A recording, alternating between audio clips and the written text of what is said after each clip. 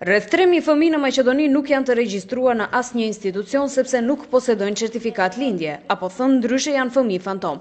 Ata mund të rrëmbehen, shiten për organe dhe shteti nuk do të kishte asnjë lloj gjurme për mungesën e tyre, sepse nuk i ka të evidentuar askund, thot me shqetësim Dragi Zmijanac, themelues dhe kryetari i ambasadës së parë për fëmijë në botë me Gjashi.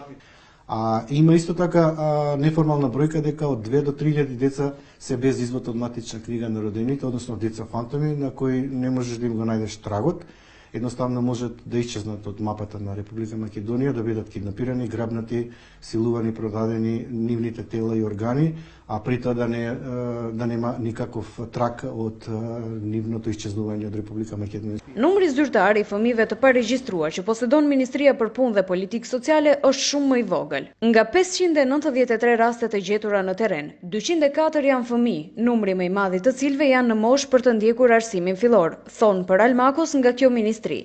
Sipas tyre, ato nuk regjistrohen sepse as prindi apo kujdestari i fëmijës nuk posedon dokument identifikimi dhe rrjedhimisht nuk mund të regjistrojë as fëmijën e tyre.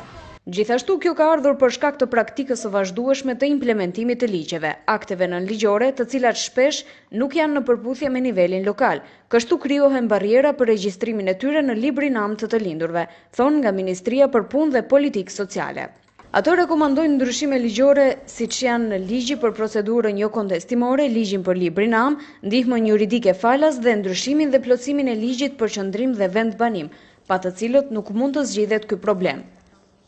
Në praktik do të bëhet një thirrje publike ku të gjithë qytetarët do të kenë mundësinë të regjistrohen në departamentet am me një kërkesë për regjistrim shtesë, pavarësisht dokumentacionit që posedojnë, për t'u trajtuar individualisht për secilën lëndë, thuhet në përgjigjen e Ministrisë për Punë dhe Politikë Sociale.